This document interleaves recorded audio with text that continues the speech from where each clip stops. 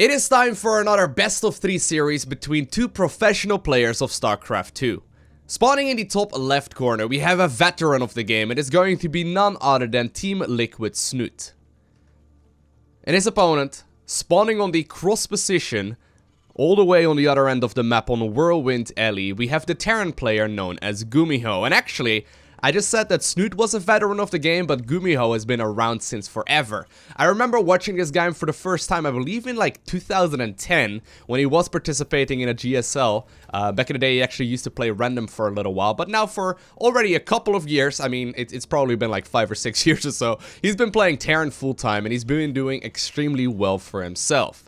Now, Liquid Snute, in case you've watched professional StarCraft 2, I'm pretty sure you've heard of this guy.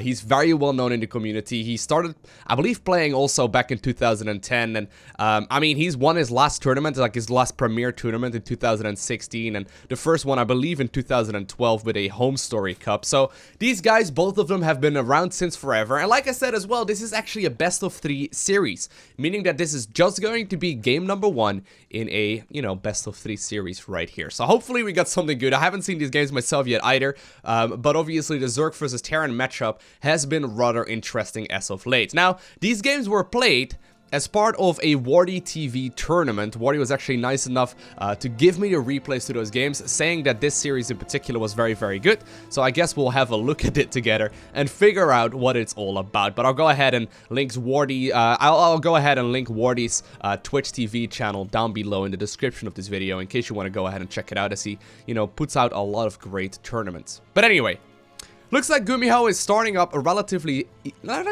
standard here. He did go for the quick gas geyser there, so you can see the follow-up here with a factory already. I did recently make a video explaining this sort of style here, but we do see a very quick second gas follow-up as well.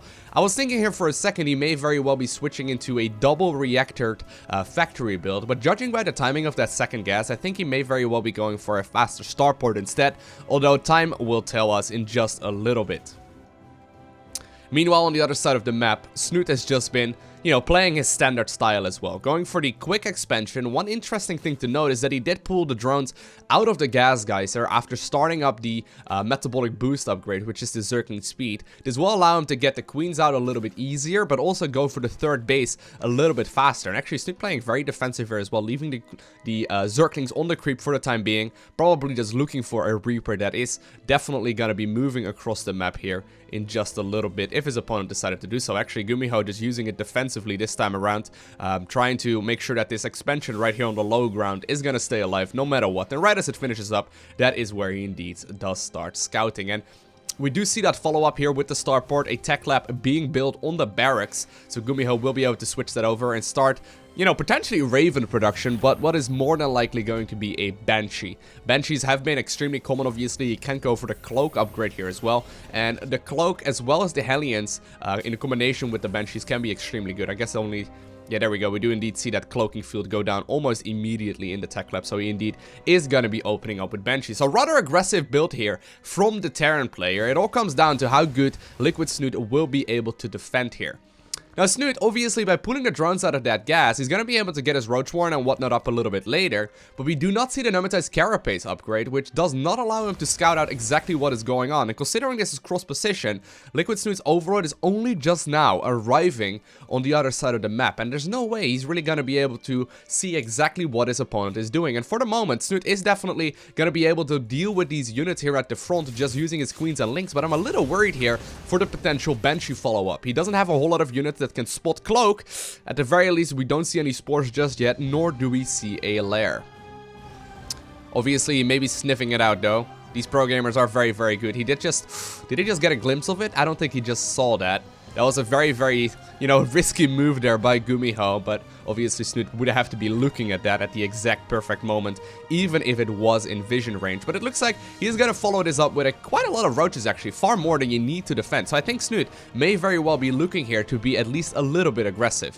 Cyclone follow-up as well here from Gumiho, but the Banshee has already arrived, and Cloaking Field did just finish up. So here we go, Cloaking Field immediately being activated. He's not going to go after that Creep Tumor or any of the Queens. Looks like he's looking for drones, but he doesn't find any. This should be a huge negation indication right here for Gumiho that indeed there is going to be a lot of aggression just about to be at his front door as the Zerg forces are already moving across the map. One of the Hellions ends up falling, but at the same time, the drones will start taking damage here as well. This Banshee will start running out of energy in about 20 seconds or so, but the Queens finally do have vision now that the Spore Crawler finished up. But it looks like Gumiho is not out of the waters just yet. While there is a defensive Banshee here at home as well that's going to be able to get rid of these roaches here eventually, you got to keep in mind that these things will stay alive for a significant amount of time, and a ton of Zerglings joining the fight as well. He's going to be pushing here straight into the front door of the Terran player. The depot is not lifted, obviously, with the Terran units on top of that. That is going to be impossible, and a lot of Terran units will indeed end up falling here. A lot of SCVs falling, 9 already. Cyclones will go down as well, and while the Banshee will eventually clean all of this up, for the time being, I gotta hand it right here to Liquid Snute, playing this beautifully in the earlier stages of the game, sniffing out that his opponent would either be going for the Cyclone with a lot of... Whoa, there we go, actually, double Mule being landed as well, rather risky. But of course, like, the options that Gumiho really had here after seeing those early Hellions was either like a Cyclone Hellion build, where he pushes out with a lot of those units, and that gets countered by the Roach Ravager Zergling style, or his opponent could be going for the Banshee style like we saw in this game, and in both scenarios, making a lot of units turns out to be the correct choice. Really well done here by Snute. Now, of course, Gumiho is not out of this game just yet. The third command center is about to be finished up here as well, so he's going to be able to secure that third at the third location relatively shortly, but definitely giving the advantage so far here to Snute, playing this one very, very smartly. He's going to be following it up with an evolution chamber here as well, going up to lair here too, so he can start producing quite a lot of these upgrades. But it looks like for the time being, he's really just focusing on his economy, trying to make as many of those drones as he possibly can. Looks like the Banshees are not quite done just yet. Ooh.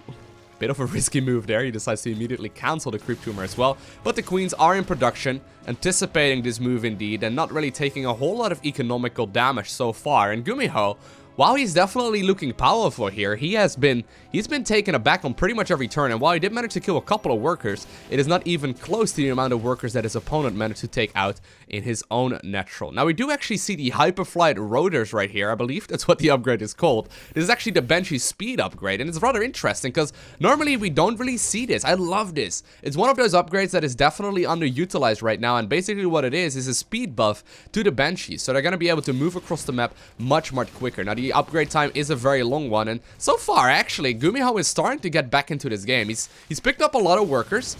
He's maybe even going to get rid of this queen as well, and while, you know, there definitely is going to be corrosive bios that can potentially be landed, Gumiho is a little bit too good for that to actually take any of those hits, and so far, really nicely done, taking out a lot of these drones. And for the moment, there's really no anti-air here for the Zerg player at all. Now, the Hydralisk then is out. He's going to be able to start producing those Hydralisk very, very shortly, and he's actually got 7 on the production tab right now, but I mean, a lot of that worker disadvantage that the Terran player had here has been evened up, and obviously with the triple mules mining, he's going to be in an interesting spot. Now, I wonder what Gumiho thinks by going for the, like, mass Banshee style. Yes, they will be moving across the map very, very rapidly, and sure, they are very powerful, but they're also relatively easy to counter, be it with Corruptors or Mutalisks, or be it with these Hydras as well.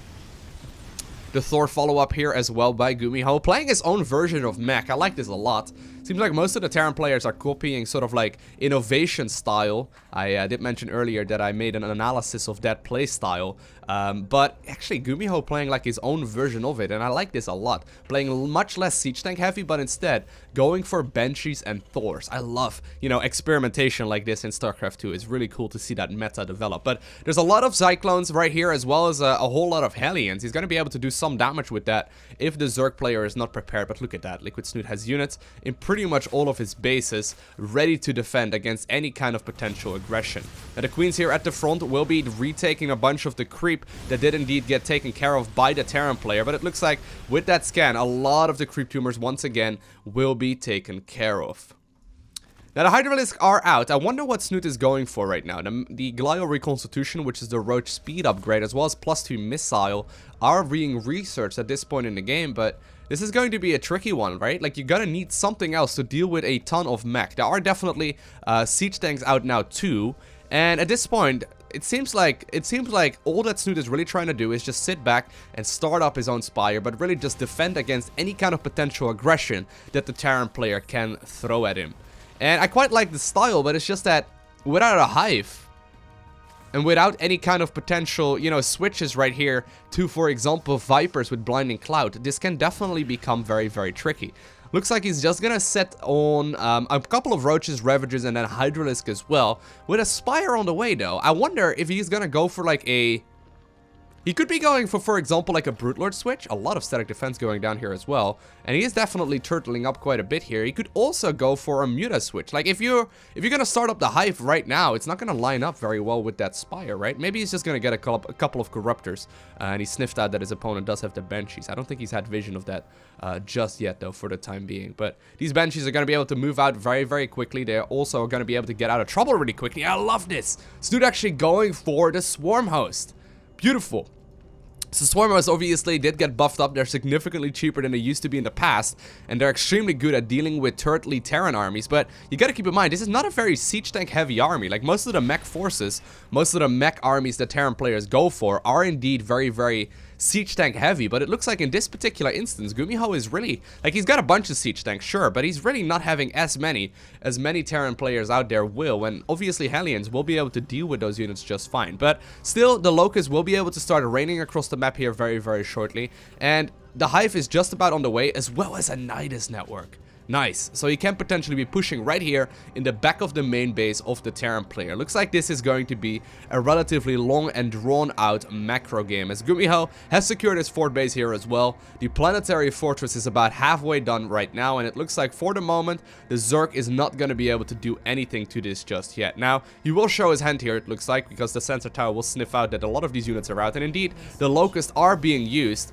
I really like the fact that he's only getting a couple of these Swarm Hosts. He's only got 7 at this point, but he's going to be able to do quite a lot of harassment. A single siege tank immediately ends up falling there, which already definitely pays for itself. I mean, siege tanks are a very expensive unit. You don't really want to lose them, but here we go. Look at that speed. Look at all of these Banshees. Now, indeed, it looks like...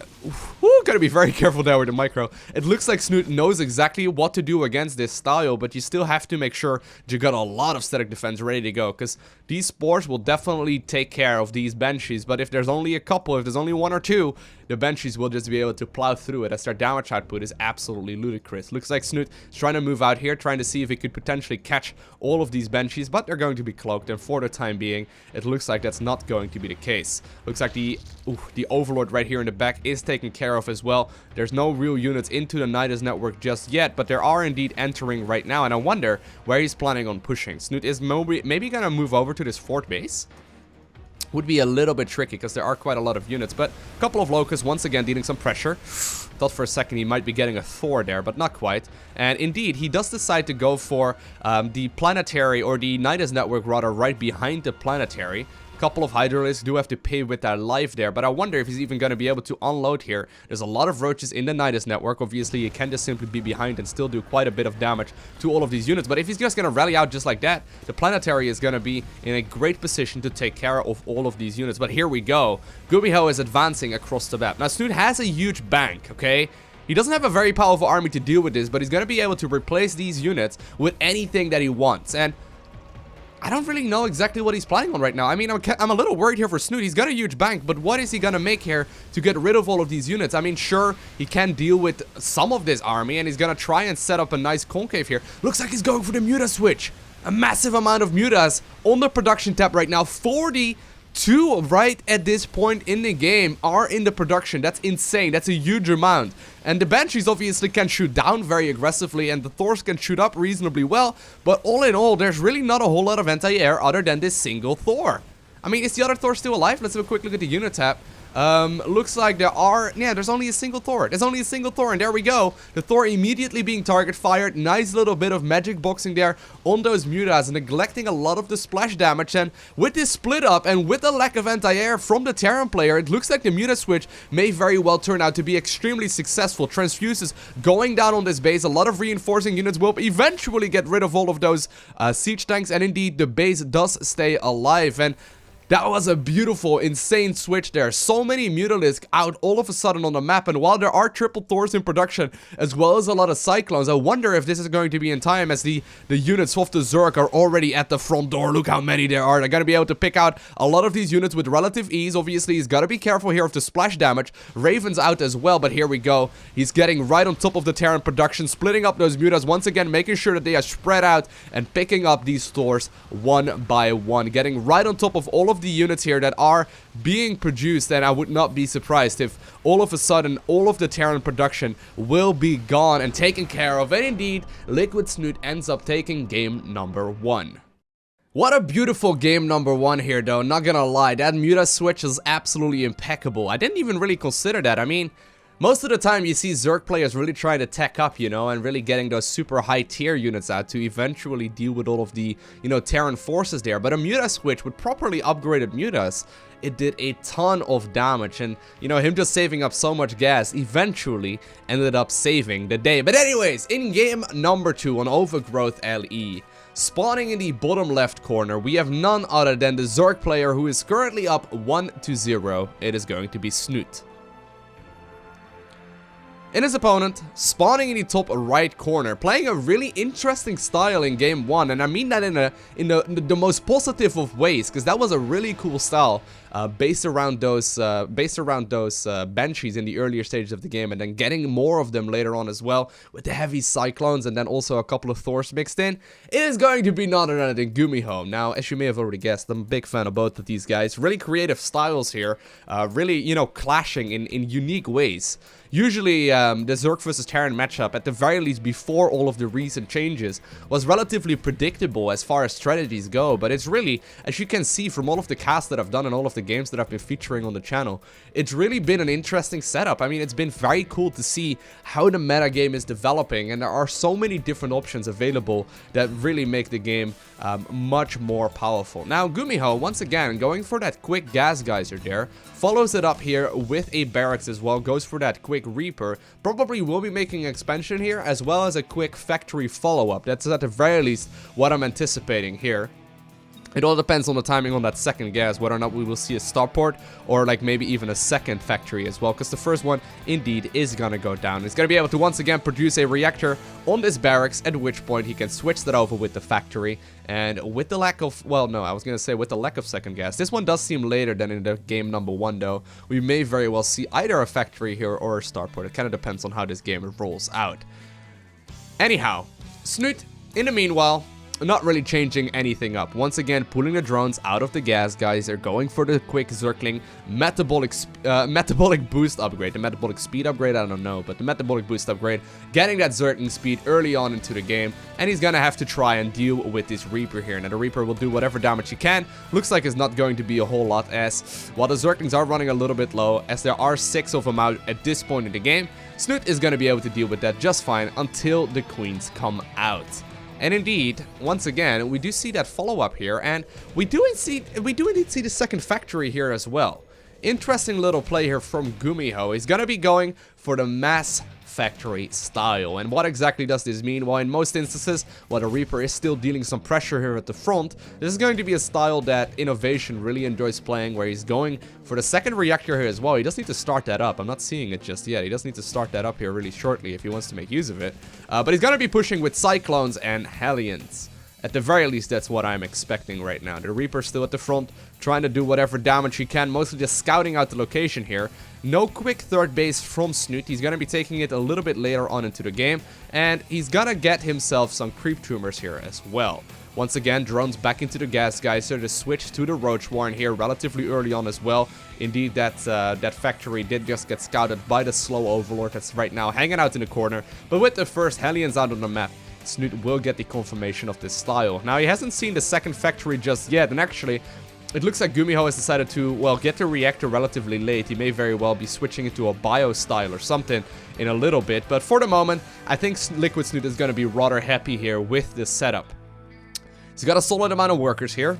In total, he's got 32 of them. And obviously, after making the defensive units, he can go back to droning as greedily as he possibly wants to. Now, I wonder if he's planning to be aggressive once again, right? Is he going to plan on being as aggressive as he was in game number 1? He is indeed adding on as many roaches here as he possibly can.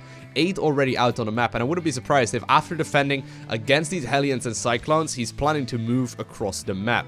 Nice little bit of creep spread here, going to be connecting to that third base with relative ease, and the roaches are out at a perfect time. Immaculate defenses here so far in this series by Snute. He's playing this beautifully, not really taking any, unnecessary risks, also not really under-droning or over-droning, just playing this one superbly. I mean, the timing on those roaches was really perfect, but there are still a lot of Terran units here at the front, and it all depends on what exactly is going on. Now, it looks like a couple of Zerglings are going to be able to run by. 2 SCVs did indeed end up falling, but the real aggression is going to be at the front. And look at that huge influx of Zerglings here, beautifully scouted out by Snute, figuring out exactly what it was his opponent was going for, preparing a couple of minutes in advance on the potential strategies that his opponent would be building and the units that he would be meeting on his side of the map very shortly, and shutting it down with absolute ease. And it looks like while he is producing more Zerglings for the time being, drones are once more on the production tab as well.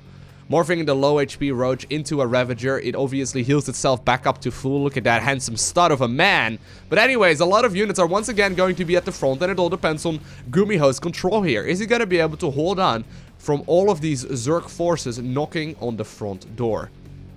Third base going up here from Gumiho. No additional factories being added on here just yet, but it looks like with the barracks at the front, he's gonna be able to scout out that the units are moving up the ramp, and indeed a lot of them are knocking here right at the front door. This is kind of risky though. Obviously, Snute doesn't really know how many units there are from the Terran player, and if you're caught off guard, it could actually be kind of troublesome as well. He's gonna go ahead and check out with these links whether or not a third base is up. Looks like for the moment it's not going to be up, but you gotta keep in mind here as well, while this was all going on, and while the aggression indeed was going on the other side of the map, Snute didn't really want to commit, as he was indeed making a lot of drones here at home. As you can see, the worker count heavily in favor right now of Snute. Obviously, he still is looking for more and more and more, but 5 overlords there on the production tab may very well indicate that either Snute hit a massive supply block, which could definitely be the case, or he's planning to make a big move very shortly across the map. And indeed, so many roaches here on the production tab. Obviously, Roach is very supply heavy units. He's gonna need all of those overlords if he wants to continuously produce. But it looks like Gumiho not following it up with additional siege tanks or whatever just yet. He's still looking to get a little bit aggressive. More drones as well going down at this point after Snute realizes that it looks like the Terran is not going to be all too aggressive. And finally, we do see those extra factories being added on here in the main base of the Terran. These 3 right here will more than likely all get a follow-up with a tech lab, at which point siege tanks as well as stores can be produced. So a much more standard style, I suppose, here from Gumiho in game 2, really focusing on getting a lot of air units in game 1, but in this one definitely following it up. Actually, he gets another reactor here as well on one of those factories, but in this one it seems like he's going for a more conventional style here, although maybe he's planning to go a little bit more Hellion Cyclone heavy than is the most common.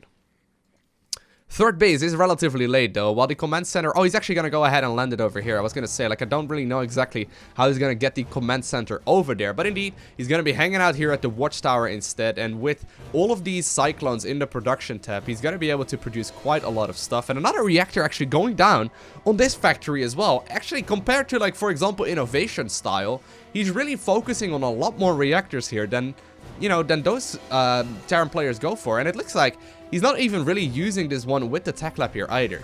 One Hellion sniffing out indeed that the 4th base is up, and while it will have to pay for this more than likely with its life here very shortly, for the moment it looks like all of the Terran units are gonna move across the map. 15 roaches immediately on the production tab. He's gonna need those if he wants to hold on, because these units will shoot his army to pieces very, very quickly.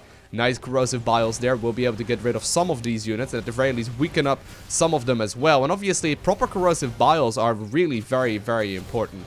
And while the 4th base is up here for the Zerg player, droning it for the time being is going to be tricky. Now once more, we see those 10 Swarm Hosts going up on the map, or on the production tab rather, and those will be able to start raining their locusts across the map and potentially deal some damage to this newly acquired 4th base here from the Terran player.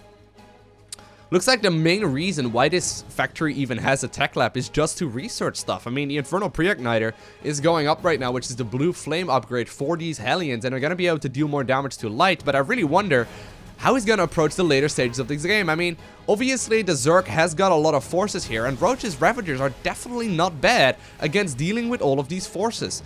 The Cyclones will be able to take out all of the armored units with relative ease, but the Ravagers, obviously not armored, will not be taking all that much damage. Now, a lot of Swarm Hosts indeed are available now as well. Left alone, they can indeed do a ton of damage, and it looks like they're gonna make their way potentially to the fort base and rain their locusts in that direction. Meanwhile, a lot of the Terran forces moving on to the creep. Looks like they're just mostly cleaning it up for the time being, but I would not be surprised if the Zerg player is gonna be able to engage here very, very shortly, now that Liquid Snute is very close to maxing out. 160 supply versus 190, and here we go. Massive engagement going down. The Locust still doing a lot of damage. 11 and 13, 14 workers, 15 workers even going down to just a handful of Locusts. And while this is a pretty significant amount of army supply as well, it looks like there are still enough Zerg units, at the very least for now, to deal with all of those Cyclones. Now, 19 more Roaches on the production tab. You will not be able to morph any of those into Ravagers if the Zerg player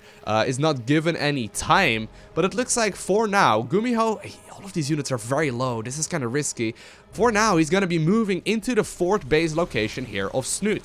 And I mean, with all of those reinforcements and the potential for a sandwich attack here as well, it looks like the Cyclones indeed will be able to run away here just barely in time. Locust once again flying through the skies, dealing so much damage and being able to get rid of a lot of these Cyclones. Without the Hellion support, they are absolutely getting blasted apart, but just a handful of Swarm Hosts. And I gotta hand it to Snute here. Beautiful playstyle here, reading out what his opponent is going to be doing and realizing exactly what it is that is needed to counter this style. Now, the fort base, oh, I was gonna say, is he gonna just bypass it altogether? Looks like that's not going to be the case. Attacking up towards the hive while this is going on and getting up the Hydra den as well, but it looks like it is already not enough. Beautiful playstyle, and I hope you enjoyed watching this. If you did, make sure you hit that like button down below, and while you're at it, you can follow me on Twitter, Instagram, and Facebook. Links are in the description. I want to thank you for watching. Have an amazing day. Do not forget to smile, alright? And I will see you in the next one.